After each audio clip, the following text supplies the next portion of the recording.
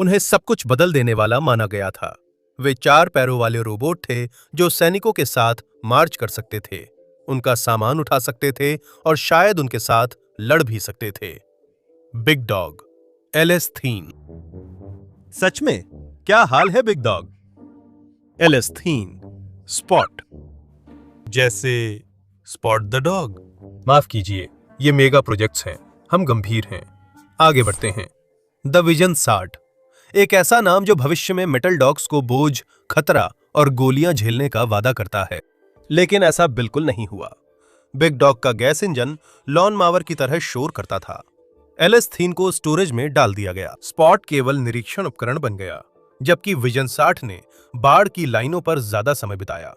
चीन विदेशों में अपने हथियारबंद रोबोडॉग्स कैमरों के साथ दिखाता है। रूस एक कंज्यूमर खिलौने को सजाता है और यूरोप कुछ रोबोट्स का परीक्षण करने के बाद उनसे किनारा कर लेता है। फिर भी यह आकर्षण कभी खत्म नहीं हुआ, क्योंकि अगर टांगे वहां जा सकती हैं जहां पहिए नहीं जा सकते, तो शायद, बस शायद, एक दिन रोबोट डॉग डेमो वीडियो से बाहर निकलकर किसी अल्टीमेट ब्लैक मिरर जैसी स्थिति में अपने वादे पर खरा उतरेगा। शुरुआती साल। कहानी 1981 से शुरू होती है, जब मार्क रेबर्ट, जो उस समय कार्नेगी मेलन यूनिवर्सिटी में कंप्यूटर साइंस और रोबोटिक्स के एसोसिएट प्रोफेसर थे, ने एलएजी लेबोरेटरी की शुरुआत की। इसका उद्देश्य उस समय शुरुआती दौर में रही रोबोटिक्स की सीमाओं को आगे बढ़ाना था। वहां उन्होंने ऐसी चीजें बनाई जैसे यह 3D एक पैर वाला हॉपर, जिसे यह जांचने के लिए बनाया गया था कि रोबोट कितनी अच्छी तरह संतुलन बना सकते हैं। हम मानते हैं कि आज ऐसे रोबोट्स देखकर शायद किसी का एड्रेनलिन नहीं बढ़ता, लेकिन उस समय यह बड़ी बात थी, क्योंकि तब इतनी क्षमताएं सिर्फ साइंस फिक्शन में थीं। और इससे भी अहम बात यह थी कि इनकी सफलता ने रेमंड को नौकरी छोड़कर अपनी सोच से नई कंपनी शुरू करने के लिए प्रेरित किया। और खैर, वो साल था 1992। ये कंपनी बॉस्टन डायनामिक्स है, जिसे आपने शायद सुना हो। शुरू में ये रोबोट कुत्ते या मानव जैसे रोबोट नहीं बनाती थी। ये कंपनी सॉफ्टवेयर बना रही थी और खुद को बनाए रखने के लिए अमेरिकी सेना के लिए सिमुलेशन टूल्स जैसे DI गाय बना रही थी, जो प्रशिक्षण परिवेश को ऐसे आभासी इंसानों से भर सकते थे जिनकी चाल ढाल बेहद यथार्थवादी लगती थी। वे सिमुलेशन कॉन्ट्रैक्ट्स कंपनी चलाते रहे, लेकिन रेबर्ट की असली रुचि स्क्रीन पर नहीं, बल्कि असली दुनिया के रोबोटिक्स में थी। और फिर 90 के दशक के आखिर में बॉस्टन डायनामिक्स ने फिर से पैरों वाली मशीनों की ओर रुख करना शुरू कर दिया था, छोटे छोटे कठिन इलाकों के प्रोटोटाइप बनाकर यह साबित करने के लिए कि उनका कोड लैब के बाहर भी काम कर सकता है। DARPA research projects, Harvard Concord field station के साथ बायोमैकेनिक्स और JPL के साथ विजन की साझेदारी ने रास्ता बनाया। सिमुलेशन विशेषज्ञता और जानवरों से प्रेरित मैकेनिक्स के मेल से बिग डॉग बना। एक रोबोटिक जानवर की संरचना। एक सवाल है, क्योंकि असल में बिग डॉग था क्या? सीधे कहे तो बॉस्टन डायनामिक्स की वर्कशॉप से जो निकला वो चौकोर ढांचा था जो 4 पैरों पर खड़ा था, और उसमें 2 स्ट्रोक इंजन की आवाज थी जो पत्ते उड़ाने वाली मशीन जैसी लगती थी। इसका शरीर एक अच्छे वीकेंड कूलर के आकार का था, 3 फीट लंबा और 2.5 फीट ऊंचा, और इसका वजन 240 पाउंड था, वो भी बिना किसी सामान के लोड किए हुए। तो वाकई बिग डॉग। और अगर इंजन की और ज्यादा जानकारी की बात करें तो उस छोटे 2 स्ट्रोक इंजन में एक सिलेंडर था, और जब वो अपनी पूरी ताकत पर 9000 RPM पर चलता था तो शाफ्ट पर सिर्फ 15 हॉर्स पावर ही पैदा करता था। और परेशान करने वाली बात यह है कि हमें कहीं भी इसके डिस्प्लेसमेंट का आंकड़ा नहीं मिला। इसके लिए माफी चाहता हूं। हालांकि संदर्भ के लिए इसकी पावर इसे एक छोटे आउटबोर्ड बोट मोटर के बराबर ही रखती है। कुछ सोचिए, जैसे सुजुकी DFTF 50A या राइड ऑन लॉन मावर। सुनने में बहुत नहीं लगता, हम जानते हैं। सच कहें तो यह ज्यादा नहीं है, पर संदर्भ मायने रखता है। और यहां संदर्भ यह है कि बिग डॉग का इंजन एक हाइड्रोलिक पंप से जुड़ा हुआ था, जो हाई प्रेशर फ्लूइड को पैरों तक भेजता था, जहां पिस्टन और वॉल्व का पूरा जाल असली मेहनत करता था। अगर आप समझें तो इंजन को बस इतना करना था कि उस द्रव का बहाव बनाए रखना था। और यहां बात सचमुच भी है और रूपक में भी, क्योंकि इंजन एक जनरेटर से भी जुड़ा हुआ था जो इसकी इलेक्ट्रिकल सिस्टम्स को पावर देता था। हम अपने स्रोत का जिक्र करेंगे। मोबाइल रोबोट पावर सिस्टम्स के ऊर्जा स्रोतों की समीक्षा और दक्षता तुलना। यह 2023 में टेडियस मिचलॉव्स्की आदि द्वारा लिखा पेपर है। हमें बिग डॉग के डिजाइन की एक छोटी जानकारी ढूंढने में काफी समय लगा और हम अपनी मेहनत दिखाना चाहते हैं। आपका स्वागत है, लेकिन अब वापस मुद्दे पर आते हैं और सिर्फ इतना कहने से ज्यादा स्पष्ट रूप से बताते हैं कि इसमें बहुत सारे पिस्टन वगैरह थे। असल में इसकी सबसे अहम बात थी 16 हाइड्रोलिक एक्ट्यूएटर्स। ये सब उसे अजीब जानवर जैसी चाल देते हैं। ज्यादा हाइड्रोलिक जूस डालें तो वो एक तरफ, कुछ बाहर निकालें तो दूसरी तरफ चलता है। बस बिग डॉग चलता है, लेकिन उसे कैसे पता चलता था कि क्या करना है? ये सब सेंसर्स, जायरोस्कोप्स और एक्सेलेरोमीटर के कारण था, जो पिच और रोल मॉनिटर करते थे। लोड सेल से पता चलता था कि हर पैर कितनी ताकत लगा रहा है।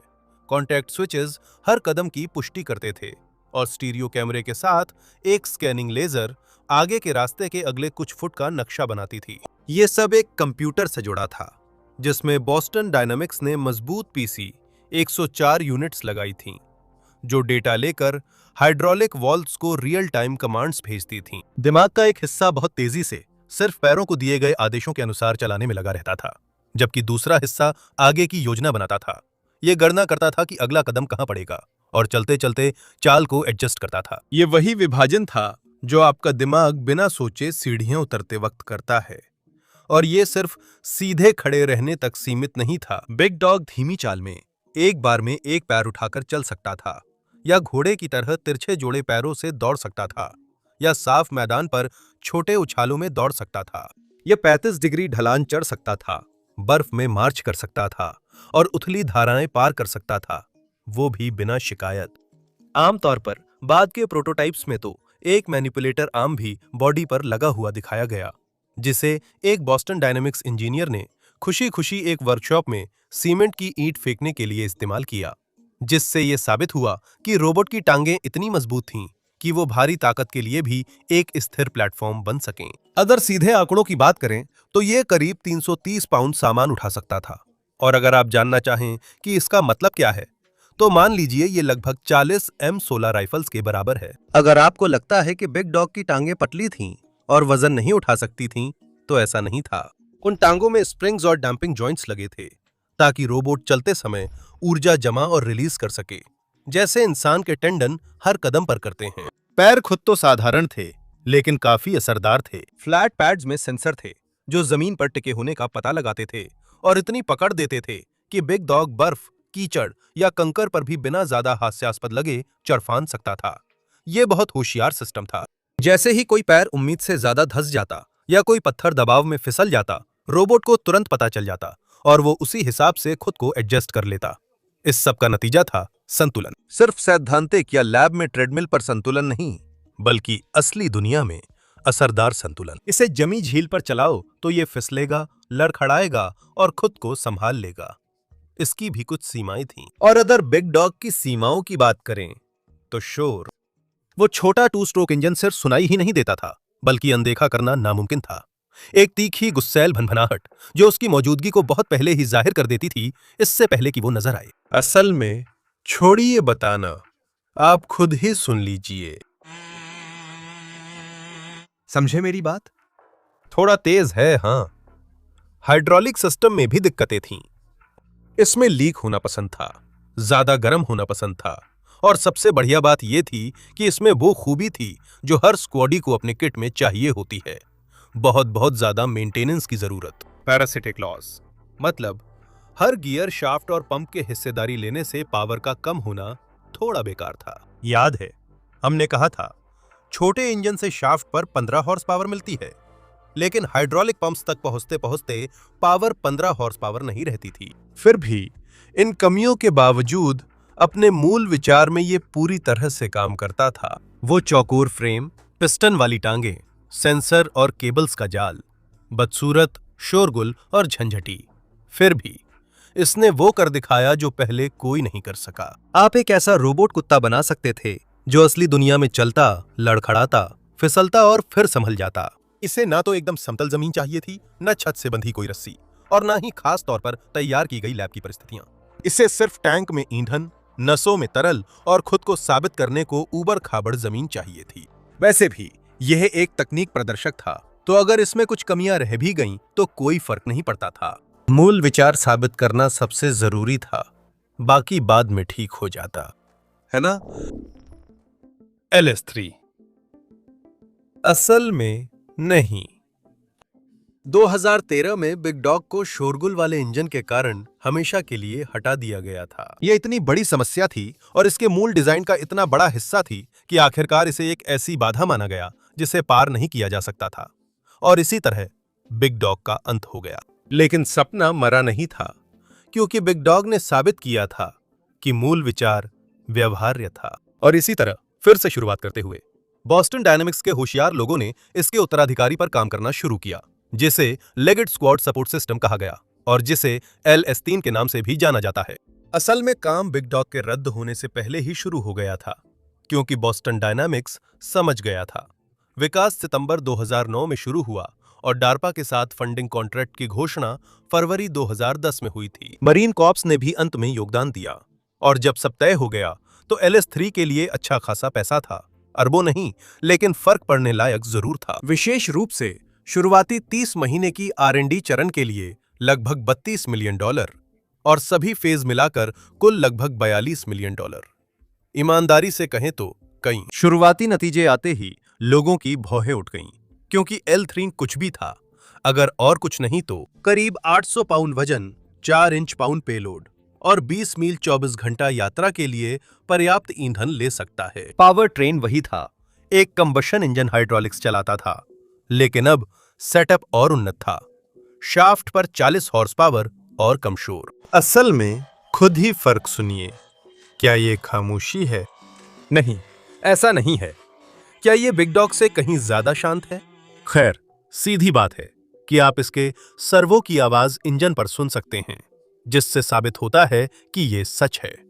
नियंत्रण और स्वायत्तता भी बेहतर हुई है। अब रिमोट कंट्रोल कार की तरह मैनुअली चलाने के बजाय LS3 ने अपने सिस्टम में लीडर फॉलो विजन और वॉइस कमांड्स को शामिल किया है, ताकि हैंडलर कह सके फॉलो टाइट या फॉलो कॉरिडोर, और ये या तो इंसान के बिल्कुल ठीक कदमों का पीछा करेगा या फिर अपने हिसाब से उसी एंड पॉइंट तक जाने का रास्ता चुनेगा। संक्षेप में, बिग डॉग ने पैरों को साबित किया और LS3 ने आंखें, कान व ताकत जोड़ी, जिससे ये अधिक उपयोगी बना। सब कुछ ठीक लगने के बाद इसे 2014 में मरीन कॉर्प्स द्वारा हवाई में हुए बड़े रिम्पैक अभ्यास में खास टेस्टिंग के लिए परखा गया। मरीन टुकड़ी ने LS3 को जंगल में ले जाकर उसका नाम कुजो रखा और उसे जूनियर प्राइवेट की तरह ट्रीट करते हुए उस पर 100 पाउंड पानी गोला बारूद लाद दिया। फिर देखा कि वह साथ चलता है या नहीं। उसने ऐसा किया। संकरी पगडंडी, झाड़ियों, जड़ों और बिखरे पत्थरों के बीच कुजो ने दस्ते का पीछा किया, बिना बछड़ों को चोट पहुंचाए और बिना लगातार जॉयस्टिक से कंट्रोल किए। जब उसका संतुलन बिगड़ गया, जैसा कि अक्सर होता है, क्योंकि मरीन कोमल और नाजुक जीवों के लिए नहीं जाने जाते, तो वह आमतौर पर खुद ही संभल जाता था। जब ऐसा नहीं होता था तो वो अक्सर खुद ही सीधा हो जाता था, और अगर उसमें भी असफल रहता तो एक मरीन भी उसे पलट सकता था, उसके कम गुरुत्वाकर्षण केंद्र और गोलाकार ढांचे की वजह से। आखिरकार मरीन ने अंदाजा लगाया कि ये लगभग 70 से 80% जमीन पार कर सकता है। ये बिल्कुल भी बुरा नहीं था, खासकर जब उस ज्यादातर इलाके में हमवी का स्कोर 0% होता। जहां तक उस 30 से 20% इलाके की बात है जिसे ये पार नहीं कर सकता था, उसमें सबसे बड़ी समस्या थी तिरछी पहाड़ी पर चलना, यानी एक तीखी ढलान पर साइड हिलिंग करना मुश्किल होता है, क्योंकि ढलान नीचे धकेलती है। इंसान इसे लाखों छोटे सुधारों से संभाल लेते हैं, जिनमें से ज्यादातर के बारे में हम सोचते भी नहीं। LS3 के पास हिप टॉर्क और स्मार्ट फुट प्लेसमेंट जैसी मददगार चीजें थीं, लेकिन ये काफी नहीं था। उसकी दूसरी कमी थी शोर। पता चला कि हाँ, ये बिग डॉग से तो शांत था, लेकिन ये उतना शांत नहीं था जितना कि कस्टम रेसलिंग। ये रीसप्लाई और अप्रोच मार्च में तो काम करता, लेकिन क्या दुश्मन वाले माहौल में पेट्रोलिंग के दौरान भी काम करता? नहीं, ये नहीं करेगा। फील्ड में कई कड़वी सच्चाइयां थीं। जब ये खराब हो जाए तो आप दूर पहाड़ी पर 800 पाउंड के रोबोट को बिना वर्कशॉप या पार्ट्स के कैसे ठीक करेंगे? अगर इसे ठीक नहीं किया जा सकता और पूरी तरह फेल हो जाता है तो आप क्या करेंगे? हालांकि L3 ने ट्रायल्स में अच्छा प्रदर्शन किया था। इसकी स्वायत्तता बेहतर हुई, लीडर फॉलो ट्रेल्स और पेड़ों के बीच में और अच्छा हो गया, और वॉइस कमांड्स भी ज्यादा रिस्पॉन्सिव हो गईं। डार्पा भी अपनी जगह पर डटी हुई थी। प्रोग्राम मैनेजर ने कसम खाई थी कि L3, हाँ, ये पूरी तरह से शांत नहीं है, लेकिन किसी भी सामरिक रूप से महत्वपूर्ण इंटरनल कंबशन इंजन से चलने वाली मशीन से ज्यादा शांत है। हालांकि इस उत्सुकता से L3 की किस्मत नहीं बदली। पैसे खत्म होने पर डार्पा व बॉस्टन डायनेमिक्स ने और फंडिंग मांगी, लेकिन मदद नहीं मिली। L3 को 2015 में स्टोरेज में डाल दिया गया। तकनीकी रूप से इसका विकास रद्द नहीं, सिर्फ रोका गया है। हालांकि एक दशक बीत चुका है, तो अब उम्मीद करना बेकार है। कभी कभी नहीं मत कहो, लेकिन अब यह चमत्कार ही होगा, है ना? उसका शांत चचेरा भाई स्पॉट। एलेस्थीन और बिग डॉग शायद सिर्फ दिखावे के लिए थे और ज्यादा खास नहीं कर पाए, लेकिन बॉस्टन डायनेमिक्स अब भी रुका नहीं। शोर की समस्या उन्हें पहले ही पता चल गई थी, इसलिए 2010 के दशक में उन्होंने समाधान पर काम शुरू किया। स्पॉट एक 4 पैरों वाला रोबोट था जो बैटरी से बिना शोर के चलता था। साइलेंट था, सिर्फ सर्वो मोटर की आवाज थी, लेकिन ये आवाज बिग डॉग या LS3 में कभी समस्या नहीं बनी थी, है ना? अपने पूर्वजों की तरह स्पॉट को भी मरीन सैनिकों को परीक्षण के लिए दिया गया और पहला टेस्ट 2015 में क्वांटिको में हुआ। उन्होंने इसे पहाड़ों, जंगलों में चलाया और शहरी युद्ध जैसी नकली ड्रिल में डाला कि क्या यह पॉइंट डॉग बन सकता है। स्पॉट सबसे पहले इमारतों में गया, कैमरों के साथ कोनों के आसपास झांका और मरीन सैनिकों को कमरे में घुसने से पहले अंदर की जानकारी दी। उस काम के लिए चुप्पी बहुत मायने रखती थी और स्पॉट ने वाकई में बहुत अच्छा प्रदर्शन किया। जैसे जैसे परीक्षण बढ़े, साफ हुआ कि स्पॉट में निगरानी व टोही की जबरदस्त क्षमता है और वह इतनी आसानी से चलता था जितना बिग डॉग या LS3 नहीं कर पाए। सीढ़ियों की सीढ़ियां, दरवाजे की दहलीज, तंग गलियारे, स्पॉट ने इन सबको आसानी से पार कर लिया। लेकिन स्पॉट कभी भी बोझा ढोने वाला जानवर नहीं बन सकता था, क्योंकि वो बहुत छोटा था। वे शुरुआती 2015 के मॉडल सिर्फ 150 पाउंड के थे और उनमें लगभग 30 पाउंड का भार उठाने की क्षमता थी। ये उस समय की बैटरी तकनीक के लिए एक जरूरी अनुकूलन था। ये इससे बड़ा कुछ भी संभाल नहीं सकता था। समय के साथ बेहतर बैटरी तकनीक ने सेना के लिए सक्षम भार उठाने वाला रोबोट बनाना संभव किया, लेकिन 2013 में गूगल द्वारा खरीदे जाने के कारण उन्होंने ऐसा नहीं किया। सीधे तौर पर गूगल या अल्फाबेट को रोबोटिक्स हथियारों में रुचि नहीं थी। न्यूयॉर्क टाइम्स के अनुसार गूगल अधिकारियों ने कहा कि वे मौजूदा सैन्य अनुबंधों का पालन करेंगे, लेकिन सैन्य ठेकेदार बनने का इरादा नहीं है। नतीजतन स्पॉट तक ही बॉस्टन डायनामिक्स का सैन्य काम सीमित रहा और उसे सैन्य बल सिर्फ सेंसिंग, लॉजिस्टिक्स और निरीक्षण के काम के लिए खरीद सकते थे। ये 2020 में बाजार में आया, जो उनका पहला व्यावसायिक रूप से उपलब्ध उत्पाद था, और इसकी कीमतें 75,000 अमेरिकी डॉलर से शुरू होती थीं, जो कि सबसे बेसिक स्पेक एक्सप्लोरर मॉडल के लिए थी।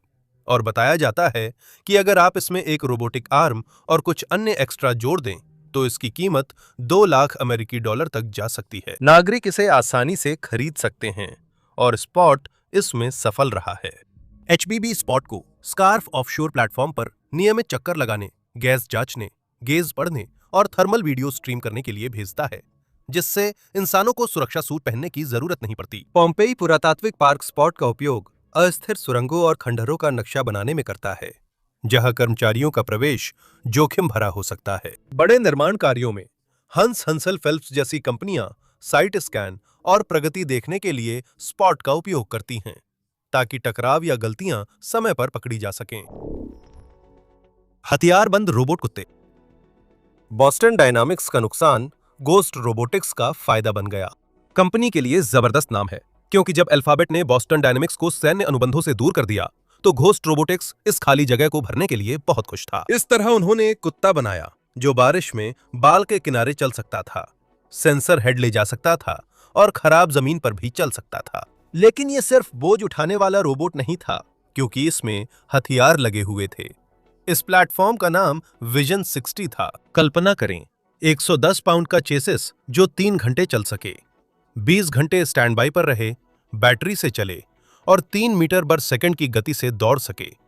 यह डरावना काला मेटल है। हथियारों की बात करें तो यह हमेशा हथियारों से लैस नहीं होता। असल में यह मूल रूप से एक स्पॉट जैसा है, जिसमें हथियार लगाने का विकल्प होता है लेकिन जब यह विकल्प चुना जाता है तो आमतौर पर इसमें किसी तरह की सामान्य राइफल लगाई जाती है। इसका सबसे अच्छा उदाहरण सॉर्ड इंटरनेशनल की spur special purpose unmanned rifle है। ये सप्रेस्ड मैगजीन से चलने वाली राइफल है जो स्टेबलाइज्ड सैडल पर कुत्ते के पेलोड रेल से जुड़ती है। ये 6.5 क्रीडामूर में चेंबर की गई है फ्लैट शूटिंग और रेंज के लिए।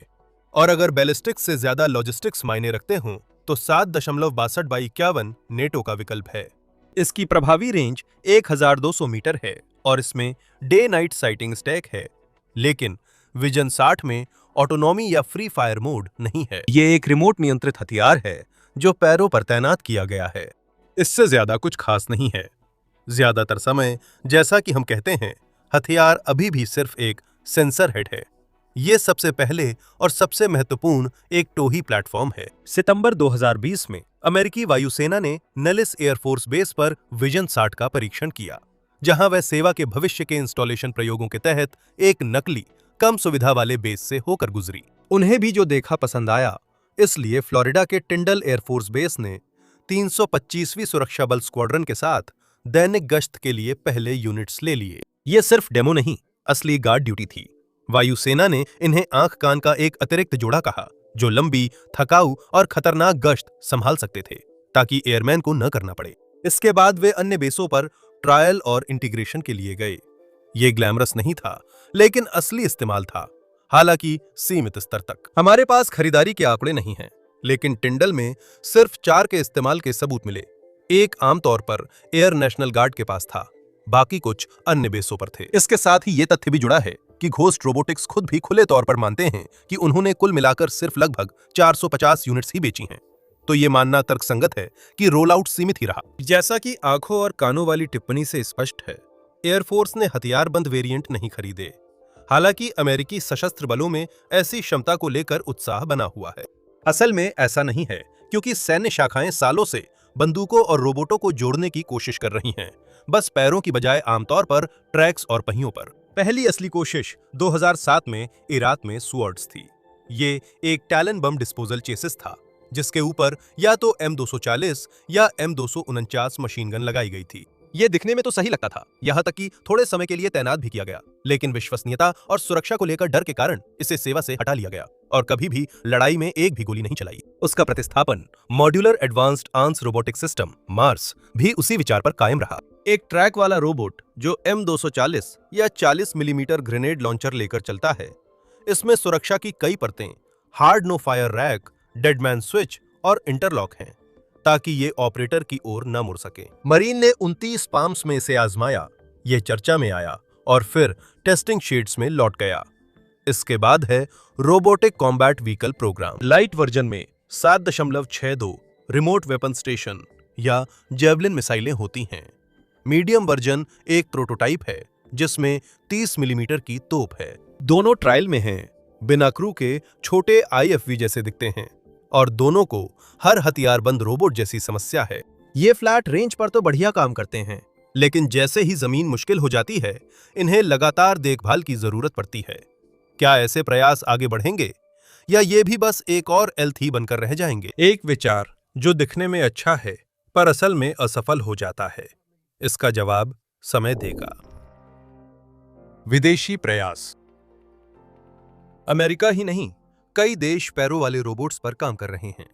चौपाए रोबोट्स के असमान जमीन पर संतुलन और चलने की क्षमता देखकर सेनाओं ने भी इन्हें अपनाना शुरू किया।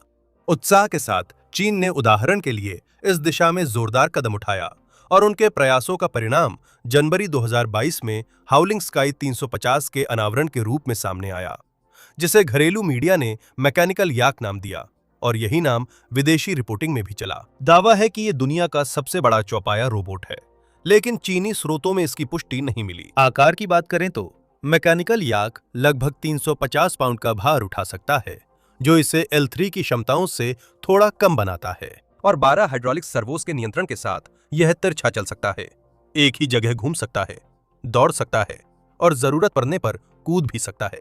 इनर मंगोलिया में शूट किया गया फुटेज भी इसकी पुष्टि करता है, जिसमें इसे सीढ़ियों, खाइयों और छोटी चट्टानों पर चढ़ते हुए फिर कीचड़, घास के मैदान, रेगिस्तान और बर्फीले मैदानों पर चलते हुए दिखाया गया है। क्या इसे लागू किया जा रहा है या नहीं, इस पर कोई टिप्पणी नहीं।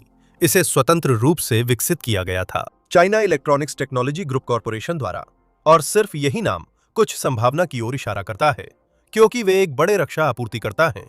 लेकिन हमें ऐसा कोई स्रोत नहीं मिला जिसमें इसके अपनाए जाने की चर्चा की गई हो। तो फिलहाल अस्थायी रूप से इसे एक LS-3 मानिए, जिसका भविष्य अभी तय नहीं हुआ है। 2024 में कंबोडिया के साथ गोल्डन ड्रैगन संयुक्त अभ्यास के दौरान उन्होंने हथियारबंद डॉग पर भी कोशिश की थी, जिसे चीन की प्रमुख मीडिया कंपनी CCTV ने गर्व से प्रसारित किया था। नाम भी उपयुक्त है ना? उन्होंने गर्व से इन्फेंट्री के साथ चलते 4 पैर वाले रोबोट्स दिखाए। इनमें एक छोटा टोही डॉग था जो स्पेनियल जितना बड़ा था और पीठ पर कैमरे सेंसर ले जा रहा था। दूसरा भारी कॉम्बैट डॉग था, वजन लगभग 110 पाउंड था और उसकी रीढ़ पर पैन टिल्ट माउंट पर टाइप 95 राइफल लगी थी। प्रसारण में सैनिकों ने कंट्रोलर से रोबोट्स चलाए। गन डॉग दरवाजों में झांककर कैमरों के लिए फायर करता रहा। इस अभ्यास पर चीनी टिप्पणी स्पष्ट थी। इनका मकसद दिखाना था कि चौपाए गलियारों की सफाई, फायर सपोर्ट और शहरी इलाकों की टो में इंसानों से पहले मदद कर सकते हैं। लेकिन फिर भी हमें चीनी मीडिया या बीजिंग से इसके लागू होने की कोई ठोस जानकारी नहीं मिली। साथ ही एक और है, मशीन वुल्फ। ये चाइना ऑर्डिनेंस इक्विपमेंट ग्रुप की एक सहायक कंपनी द्वारा विकसित हथियारबंद वाहन है, जिसमें टाइप 191 का इस्तेमाल हुआ है, न कि AR-15 के वेरिएंट का, जैसा कि कुछ अंग्रेजी वेबसाइट्स ने बताया। बस इतनी ही जानकारी है। इसे 2025 में ही पेश किया गया था, इसलिए ये अभी भी ताजा खबर है और आगे और जानकारी मिल सकती है। संक्षेप में, चीन अभी उसी दौर में है जहां अमेरिका 2010 के शुरुआती दशक में था, यानी विकास की प्रारंभिक अवस्था में। वे इस विचार को अपनाते हैं या ट्रांस-पैसिफिक प्रतिद्वंद्वियों की तरह छोड़ देते हैं, ये वक्त बताएगा। रूस ने भी कोशिश की है, हालांकि उसकी कोशिशें थोड़ी कमजोर रही हैं। उनकी कोशिश मॉस्को में आर्मी 2022 एक्सपो में पेश की गई थी। MSC एक रोबो डॉग, और हाँ, उसकी पीठ पर एक RPG लगा हुआ है, खास तौर पर RPG 26। वॉशिंगटन DC में चिंता तब तक रही जब तक पता नहीं चला कि यह सिर्फ एक चीनी यूनिटरी Go-1 व्यावसायिक नागरिक मॉडल है, जिस पर लॉन्चर रखकर गुप्त रूप से ढका गया है। आपको इसकी खासियतें देखने की इजाजत नहीं है, क्योंकि आप जरूर इसे हूबहू कॉपी करना चाहेंगे। ये, अगर एक खास अंदाज में कहें, तो सिर्फ धोल था, पोल नहीं। रूस के यूरोपीय पड़ोसियों ने भी इसमें हाथ आजमाया है, हालांकि जो हमने पढ़ा है उसके मुताबिक अभी तक कोई वाकई ठोस प्रयास नहीं हुए हैं। उदाहरण के लिए 2021 में फ्रांस ने हमारे पुराने दोस्त बॉस्टन डायनेमिक्स स्पॉट के साथ कुछ प्रयोग किए। उसे सेंसर एकेडमी में तंग जगहों में टोही के रोल में कुछ ट्रायल्स के लिए चलाया। बॉस्टन डायनेमिक्स की कमाई के लिए यह दुर्भाग्यपूर्ण है कि फ्रांस ने साफ इनकार किया और कोई ऑर्डर नहीं दिया। जर्मनी की स्थिति भी ऐसी ही है। सितंबर 2024 में बुंडेसवेयर ने परीक्षण हेतु 4 विजन 60 बिना हथियार खरीदे, जो टोही बम निष्क्रियता में सहायता और प्रशिक्षण में इस्तेमाल होने थे। जर्मनों की तरफ से साफ इनकार था और परीक्षण के बाद उनके इस्तेमाल का कोई जिक्र नहीं मिला, जिससे लगता है उन्होंने खरीदारी नहीं की। संक्षेप में, चीन इसे गंभीरता से आजमा रहा है और शायद अपना ले। रूस भी चाहता है, पर वो रूस है, तो शुभकामनाएं। दूसरी ताकतों ने भी इस विचार को आजमाया, पर उन्हें इसमें खासियत नहीं दिखी कि आगे बढ़ें। तो अब स्थिति क्या है? 2 दशक के प्रचार के बाद भी रोबोट कुत्तों ने युद्ध क्षेत्र को नई परिभाषा नहीं दी है। बिग डॉग और LS-3 ने दिखाया कि पैर काम करते हैं, लेकिन शोर सब बिगाड़ देता है। स्पॉट के 4 पैर और पतला शरीर सीढ़ियों व गलियारों में तो मददगार हैं, लेकिन 30 पाउंड का पेलोड इसे खच्चर जैसी क्षमता नहीं देता। घोस्ट विजन 60 ने गार्ड डॉग की तरह परिधि की निगरानी में अतिरिक्त आंख कान की भूमिका निभाई। चीन बड़े पैमाने पर याक्स और राइफल डॉग्स जैसे विचारों पर प्रचार कर रहा है, लेकिन उनका भविष्य स्पष्ट नहीं है। रूस ने एक चीनी खिलौने को कॉस्प्ले में दिखाया। यूरोप ने कुछ यूनिट्स का परीक्षण किया, कंधे उचकाकर, फिर घर चले गए। इसका मतलब ये नहीं है कि सब कुछ खत्म हो गया है। बैटरियां लगातार बेहतर होती जा रही हैं, सेंसर छोटे होते जा रहे हैं, और जैसे जैसे यूनिटरी जैसी कंपनियां सस्ते फ्रेम्स थोक में भेजती हैं, लागत भी कम होती जा रही है। संभव है कि रोबोट खच्चर या रोबोट गन डॉग निकट भविष्य के युद्ध में अहम भूमिका निभाएं। UAV को अहम खिलाड़ी बनने में ज्यादा वक्त नहीं लगा। 1 दशक पहले सिर्फ अग्रणी सेनाओं के पास बड़े महंगे UAV थे। देखो, आईएसआईएस के वो अजीब लोग उन पर बम बांध रहे हैं।